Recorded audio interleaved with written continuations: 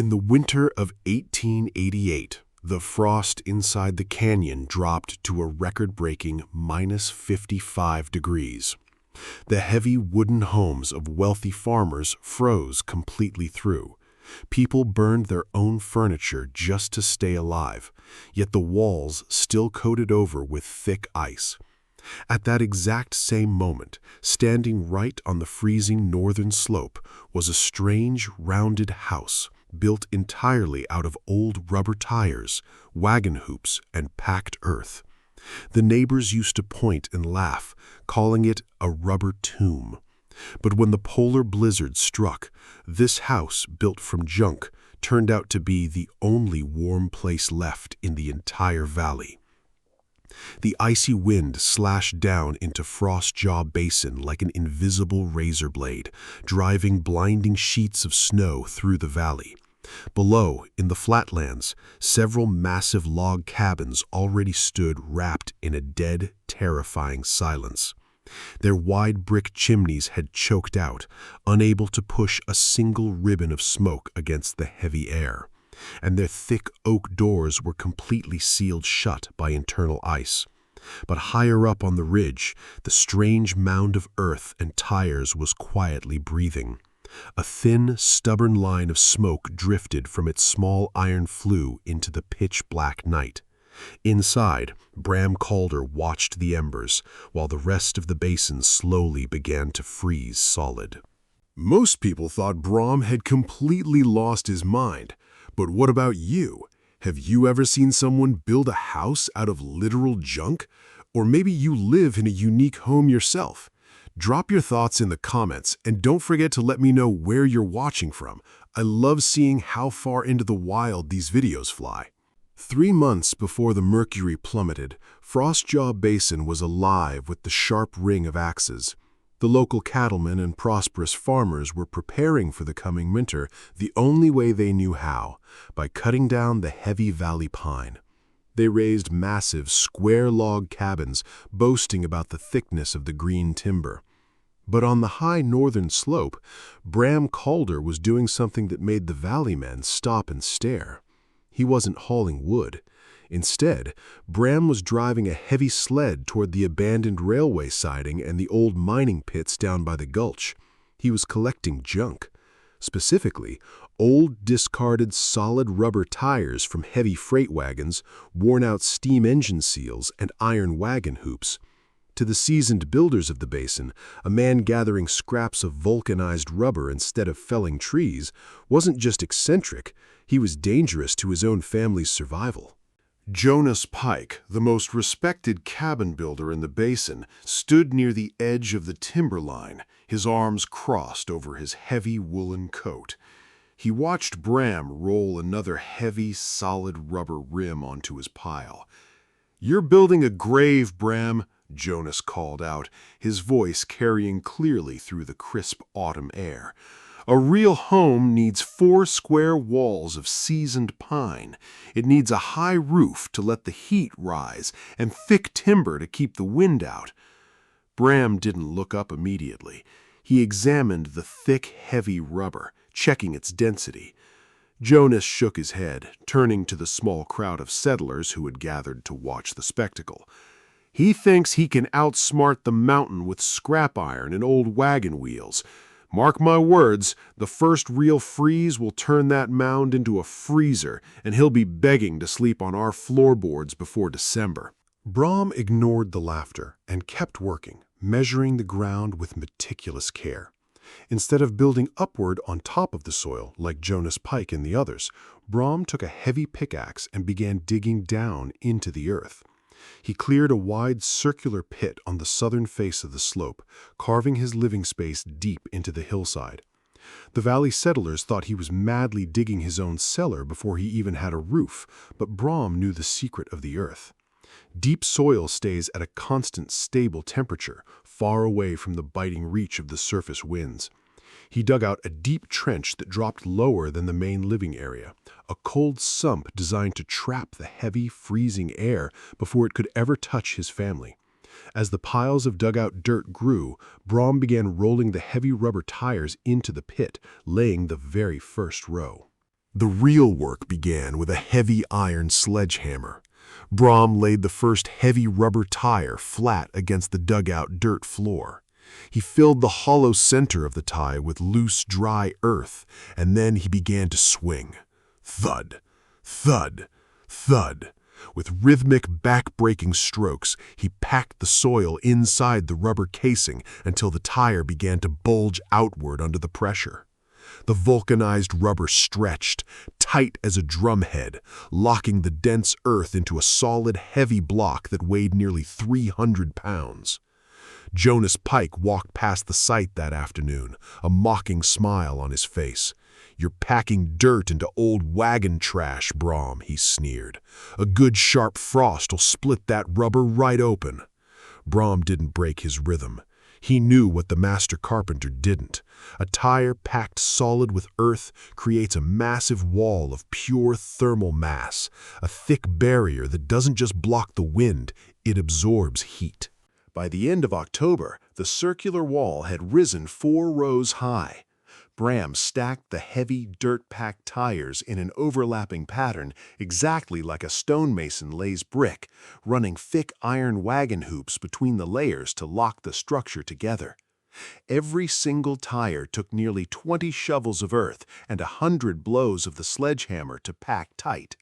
His hands were covered in black rubber residue and deep, bleeding blisters, but the wall felt as solid as the bedrock beneath the mountain. From a distance, the structure looked bizarre, a dark, ribbed cylinder protruding from the raw dirt of the hillside.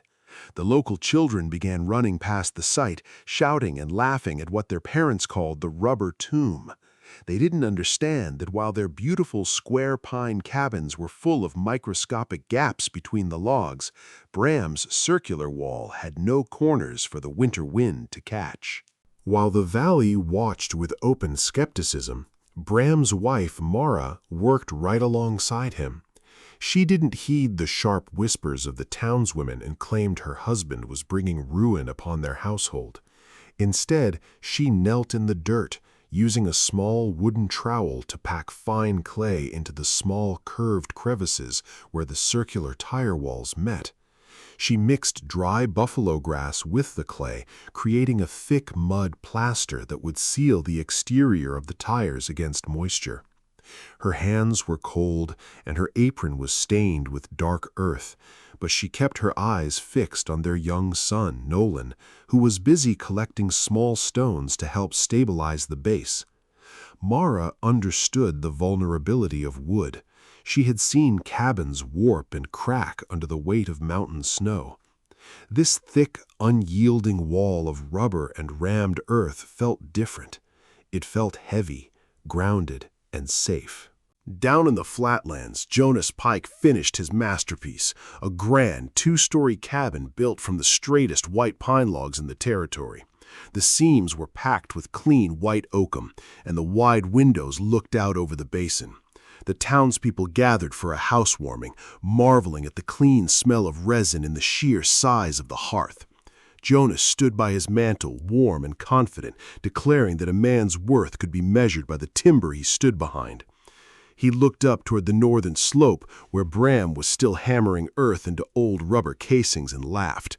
"Wood is alive," Jonas told the crowd. "It breathes with the season. That junk heap up there is dead matter. It'll trap the dampness and freeze him like meat in the cellar." The crowd cheered, completely unaware that the green timber they admired was already beginning to dry, shrink, and quietly pull apart. By the first week of November, the heavy tire wall reached its full height of 8 feet. Now came the part that the valley builders swore would fail: the roof. Jonas Pike had built a traditional high-pitched roof to let the heavy snow slide off, but Bram did the exact opposite. He laid thick, rough-hewn cedar beams flat across the circular tire structure, locking them into the iron wagon hoops embedded in the top layer. On top of the wooden planks, he didn't lay shingles. Instead, he began shoveling the remaining dug-out earth right back onto the roof, creating a thick, heavy layer of soil nearly 3 feet deep. He reinforced the edges with old train car iron plates to hold the dirt in place. To the untrained eye, it looked like a subterranean mound, an unnatural hillock of raw mud and metal. They couldn't see that this massive, earth-covered ceiling would completely eliminate the primary escape route for rising heat. With the earth-insulated roof firmly secured, Bram turned his attention to the heart of the structure, the stove. Jonas Pike and the other wealthy farmers had installed massive, wide-mouthed iron hearths in their cabins, designed to swallow entire split logs and throw off massive, immediate waves of heat. Bram, however, built a tiny, compact firebox using fixed slabs of riverstone and dense clay. The opening was barely wide enough to accept 3 small sticks of dry willow at a time. The chimney was a narrow, insulated pipe that ran sideways through the thick tire wall before turning upward, forcing the exhaust to travel a longer path and give up its heat to the building before escaping. When the local blacksmith saw it, he scoffed, claiming the miniature stove wouldn't crack the frost on a window pane. He couldn't comprehend that Bram wasn't trying to heat the air. He was using the small fire to slowly charge the giant 300-ton battery of rammed earth beneath the rubber. The middle of November brought the first true freeze of the season, a sharp, biting cold that rolled out of the northern peaks and settled deep into the valley floor. Down in the basin, Jonas Pike's beautiful green pine cabin began to make strange, loud cracking noises in the middle of the night. The unseasoned timber was reacting to the sudden drop in humidity, shrinking as the moisture was sucked right out of the wood. Microscopic gaps began to open between the heavy logs, allowing the thin, icy fingers of the mountain wind to slip inside. Jonas's family piled more split oak into their massive hearth, generating a roaring blaze that kept the center of the room hot, but the corners near the walls remained frosty and damp. Meanwhile, up on the northern slope, Bram's rubber-encased earth walls stood completely silent, unfazed by the drop in temperature, absorbing the first touch of frost without a single shift. By December, the light had turned a pale, sickly gray, and the old-timers in the basin noticed that the mountain birds had completely vanished from the pines. A heavy, unnatural stillness hung over the valley, the kind of silence that always precedes a catastrophic change in the weather. Bram spent his afternoons checking the exterior of the mound, packing fresh, loose powder snow against the outer base to create what the old trappers called a storm skin, a natural secondary layer of insulation. Down in the town, the sawmill owner, Harlan Creed, watched Bram through his spyglass and remarked to the men at the store that the rubber tomb finally looked like a proper grave, completely buried under the white drifts. The townspeople felt secure behind their high timber walls, confident that their massive wood piles and traditional architecture would see them through any standard winter gale. They had no idea that the sky was preparing something far worse than standard. The change arrived on a Tuesday morning when the barometric pressure dropped so low that the oil in the lamps seemed to burn thick and dim. Old Nels Arvik stood on his porch, looked toward the jagged gap in the peaks, and whispered that Crow Knife Pass was finally sharpening its blade. Within an hour, the sky didn't just darken, it turned the color of bruised iron. Tova, Bram's Alaskan Malamute, lifted her heavy head from the floorboards and let out a long, low howl that vibrated through the small stone hearth. Bram rose immediately, checking the draw on the clay firebox and tightening the rawhide straps on the thick front door flap. Down in the valley, the wind hit with the force of an exploding steam boiler, erasing the horizon in a single violent stroke of white. The great test had begun, and the mountain was no longer asking questions. Within 3 hours of the storm's arrival, the temperature in the basin crashed into a brutal territory that no living man in the valley had ever witnessed. The wind howled at 70 miles an hour, driving the bitter cold straight through the solid wood structures below. In Jonas Pike's grand cabin, the great pine logs began to leak heat at a terrifying rate. Wood is a decent insulator when dry, but Jonas's logs were still holding internal sap and moisture from the autumn harvest. As the external cold pressed inward, the water trapped inside the grain froze, expanding and splitting the wood with loud, gunshot-like cracks. The wind found these new microfissures instantly, whistling through the walls and stripping the heat from the room faster than the giant iron hearth could ever produce it. Jonas's family huddled closer to the flames, watching the interior walls turn white with frost. While the valley cabins splintered under the freezing strain, the interior of Brom Calder's house remained locked in an uncanny, deep stillness. The howling of the 70-mile-an-hour wind outside reached their ears only as a muffled, distant drone, completely dampened by the 3-foot layer of earth on the roof and the massive, dense perimeter of rubber and soil. Inside, the temperature on the raised sleeping platform hovered at a remarkably stable, safe 36 degrees. Brom knelt calmly by the small stone hearth, feeding just 2 small sticks of dry willow into the clay firebox. He didn't need a roaring blaze. The giant 300-ton tire wall had been absorbing the slow, steady heat for the past month, acting as a massive thermal battery. Now, as the outside world dipped past -50 degrees, the thick rubber-encased walls were slowly radiating that stored warmth back into the room, keeping the frost entirely at bay. The physical layout of Bram's subterranean build was performing exactly as intended. Down on the lowest level of the dirt floor, inside the 28-inch cold sump he had carved near the entrance, the heavy, freezing air that managed to seep through the door flap lay trapped and stagnant. It pooled in the dark hollow like water in a well, unable to rise. Up on the sleeping platform, 22 inches above the main walkway, Mara kept young Nolan wrapped tightly in the warm buffalo hides. Tova lay curled at their feet, her slow, steady breathing showing no signs of shivering or respiratory distress. Mara reached out and touched the interior plaster coat covering the packed rubber tires. It felt cool, but it was dry. There was no condensation running down the walls, no creeping layer of white rime, and no drafts moving through the circular space. By the second night of the blizzard, the situation in the flatlands turned critical. Harlan Creed, the sawmill owner who had laughed at Bram's construction methods, was now burning through his final reserves of dry wood. The immense draft created by his traditional brick chimney was pulling cold air into his cabin through every single gap between the shrinking logs, creating an insatiable appetite for fuel. To keep his family from freezing, Harlan began breaking down his own wooden furniture, chopping up heavy oak chairs and walnut tables to feed the dying embers.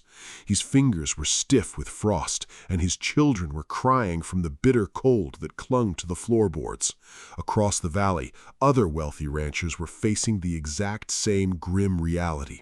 Their massive timber walls were failing them, allowing the ravenous wind to strip away their warmth faster than they could ever replace it. Down in the valley floor, Jonas Pike's grand 2-story cabin had become an unlivable wind tunnel. The massive fireplace, meant to be a symbol of wealth and warmth, was now a dangerous liability. The raging blizzard outside pressed down so hard against the wide brick chimney that the smoke couldn't escape. Instead, it rolled backward down the flue, filling the house with a thick, choking gray cloud.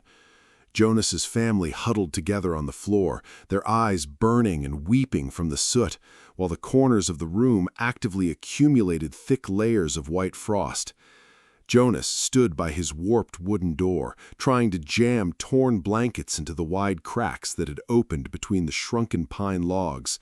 He looked out into the blinding white storm, realizing with a cold spike of dread that the very materials he trusted to protect his family were now betraying them. By the third morning, the wind had slightly dropped its deafening tone, but the temperature remained frozen at a lethal -55 degrees. Jonas Pike knew his family would not survive another night inside the grand timber house. Wrapping his wife and shivering daughter in every spare blanket they owned, he forced open the ice-jammed front door and stepped out into the waist-deep snowdrifts. Following him from the flatlands were several other desperate families, their faces blackened by soot and their bodies trembling with dangerous exhaustion. They couldn't stay in their traditional cabins, and they couldn't stay in the valley floor. Without a word passing between them, the small, freezing line of settlers instinctively began to climb the northern slope, heading toward the only structure in Frostjaw Basin that was still quietly sending a ribbon of smoke into the gray sky. Bram Kelder heard the heavy crunch of boots on the hard-packed snowskin outside his entrance tunnel. He pulled back the thick rawhide door flap, and the bitter 55 below air tried to force its way inside, only to be instantly trapped in the deep cold sump below the floor. Standing in the blinding white glare was Jonas Pike, his beard encrusted with ice, holding his shivering daughter tightly against his chest. Behind him stood a line of desperate valley settlers, their faces pale and their fingers stiffened by the frost. Jonas, the master carpenter who had mocked the rubber tomb, looked at Bram with hollow, exhausted eyes. "Our fires can't fight it, Bram," Jonas whispered, his pride completely broken by the storm. "The log shrunk. The wind is inside the house." Bram didn't say a single word. He simply stepped aside and motioned for them to crawl through the low protective tunnel into the warmth. One by one, the freezing settlers crawled through the long, narrow entrance tunnel, passing through the lowest point where the cold sump held the freezing air stagnant. As they emerged onto the main dirt floor, the sudden wave of stable, radiant heat hit their frozen faces like a warm hand. Mara immediately stepped forward, taking Jonas Pike's shivering daughter and carrying her up to the raised sleeping shelf, wrapping her in dry buffalo hides beside Nolan. 11 people now packed the small circular room, their wet coats steaming slightly against the warm air. Jonas sat heavily on the flat sandstone slabs near the clay firebox, staring in absolute disbelief at the tiny, quiet flame that Bram was feeding with mere twigs. There was no roaring fire, no mountain of firewood, yet the massive wall of earth-packed rubber was completely alive with deep, penetrating warmth. Jonas Pike extended his trembling, calloused hands towards the small stone hearth, his eyes tracking the curved perimeter of the room. "I don't understand, Bram," he muttered as he shook his head as the frost began to melt from his beard. "My cabin has logs 12 inches thick. We burned half our timber supply, yet the wind tore us to pieces. How is a room built out of discarded railway rubber and dirt keeping a dozen people warm with a handful of twigs?" Bram knelt by the tiny clay firebox, carefully adjusting the air draft to keep the small flame steady.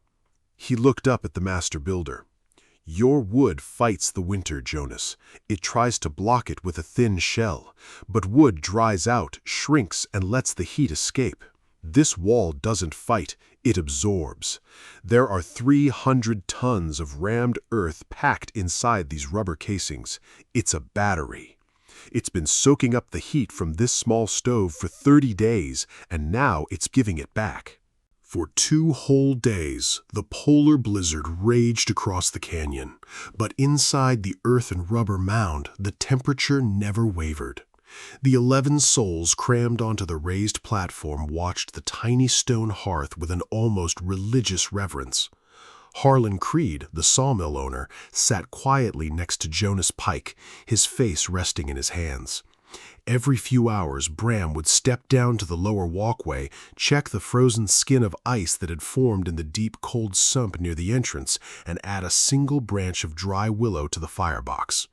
Outside, the valley was being erased, the grand timber cabins turning into uninhabitable ice boxes, completely choked by their own backward-flowing smoke. But up here, tucked safely inside the massive rubber-wrapped thermal battery, the air remained completely still, warm, and clear of soot. When the third morning finally broke, the wind ceased its howling entirely, leaving Frostjaw Basin under a heavy, blinding mantle of white silence. The deadly cold remained, but the sky cleared into a pale, crystalline blue. One by one, the men crawled out of Brom's narrow entrance tunnel to inspect the damage below. From the high northern slope, the valley looked like a graveyard of timber. The beautiful square pine cabins stood buried to their roof lines, their windows shattered by the shifting logs, and their interiors coated in thick rime. Jonas Pike stood in the deep powder, looking down at his ruined masterpiece, then turned back to look at Brom's rounded earth mound. The rubber tomb was completely clear of snow on its southern face, its dark plastered walls gently radiating the heat it had held onto all through the long freezing night. The valley men stood in the snow, their breath forming thick clouds in the crisp morning air. Nobody cheered and nobody celebrated. The sheer lethality of the storm they had just survived left them with little strength for noise. Harlan Creed kicked a piece of frozen pine, watching it shatter like cheap glass. "We spent thousands of dollars on the finest timber the sawmill could produce," he said, his voice raw from the soot of his own failed chimney. "We called this place a tomb, but our houses were the ones that tried to bury us." Jonas Pike didn't answer. He walked back toward the rounded mound, his eyes fixed on the thick tire wall where the clay plaster had dried hard as iron. The architecture he had spent his entire life mastering had failed in a single weekend, while a house built from railroad garbage and mountain dirt had saved his daughter's life. As the days passed and the extreme cold slowly began to lose its lethal grip on the basin, the attitude of the entire settlement underwent a profound transformation. The families who had survived the harrowing 3-day freeze inside Brom's earth and rubber sanctuary didn't return to their ruined log cabins immediately. Instead, they stayed on the northern slope, watching how Brom and Mara managed the daily routine of the subterranean home. Jonas Pike, once the loudest critic of the build, began taking careful measurements of the tire wall thickness and the exact depth of the cold sump. He realized that the traditional square-cut architectural rules he had brought from the east were completely unsuited for the brutal reality of the northern peaks. True survival required an understanding of materials that could hold on to heat rather than simply trying to block the wind with expanding and contracting wood. By the time the late winter sun began to show a hint of warmth, Jonas Pike had completely abandoned his old design blueprints. He sat at Brom's sandstone table, drawing new sketches on rough brown paper. He wasn't drawing grand two-story timber structures anymore. Instead, his new designs featured circular foundations, thick perimeter walls designed to hold massive amounts of earth, and low, deeply carved entryways with dedicated cold sumps. He showed the sketches to Harlan Creed, who nodded in silent agreement. The sawmill owner realized that lumber should be used for internal framing, rafters, and sleeping platforms, rather than acting as the sole barrier against a 55 below freeze. The lesson of the rubber tomb was quietly shifting the entire architectural future of Frostjaw Basin, turning a community of traditional builders into students of thermal mass. By the arrival of March, the thick, packed snow skin covering the exterior of Brom's mound began to soften under the afternoon sun. Small, musical droplets of water traced their way down the hardened clay plaster, soaking into the soil at the base of the tires. Down in the basin, the wealthy farmers were no longer boasting about their timber walls. They were busy dragging warped split logs out of their ruined living rooms, preparing to completely rebuild their homes from the ground up. Jonas Pike spent his mornings helping the local ranchers survey the south-facing hillsides, looking for spots where they could cut deep foundations directly into the earth, just as Brahm had done. The community had learned that the harsh winter couldn't be conquered through sheer stubbornness or massive fires. It could only be outsmarted by borrowing the steady, unyielding temperature of the earth itself. When the mountain passes finally cleared in mid-April, the first heavy wagon to roll into Frostjaw Basin wasn't carrying milled pine or expensive brick. It was piled high with discarded, heavy-ply rubber tires salvaged from the railway yards down south. Jonas Pike rode on the front bench next to the driver, his old blueprint case tucked securely under his arm. The townspeople didn't scoff or point this time. Instead, a dozen men from the valley floor stepped forward to help unload the heavy black casings, stacking them in neat circular rows along the northern slope. The sawmill owner, Harlan Creed, stood by with a heavy wooden rammer, ready to show the younger settlers how to pack the mountain soil into the rubber until it rang like solid stone. The valley was no longer fighting the mountain. They were preparing to build a village that could weather any storm. By the time the high summer grasses covered the valley, Bram Calder's house had completely merged with the landscape. Wild clover and alpine bluebells took root in the thick layer of earth on the roof, turning the rounded mound into a vibrant, living hill that buzzed with mountain bees. From a distance, you could barely tell where the mountain ended and the home began. Down in the basin, the smoke of cooking fires rose from half a dozen new earth-sheltered builds, each one utilizing the thick rubber thermal batteries and deep cold sumps that Bram had proven would hold the line against the frost. Jonas Pike had found a new purpose, blending his master carpentry with the physics of thermal mass, building homes that worked with the elements rather than against them. On a quiet evening, Bram stood on his south-facing threshold, his hand resting on the weathered clay plaster of his entryway. Beside him, Tova let out a soft huff of contentment, watching the shadows lengthen across the canyon. The mountain hadn't changed. Its winds would blow just as fiercely when November rolled back around, and Crowknife Pass would sharpen its blade once more. But the valley was ready. They were no longer strangers fighting the wilderness. They were part of the mountain, dug deep, rooted, and completely safe.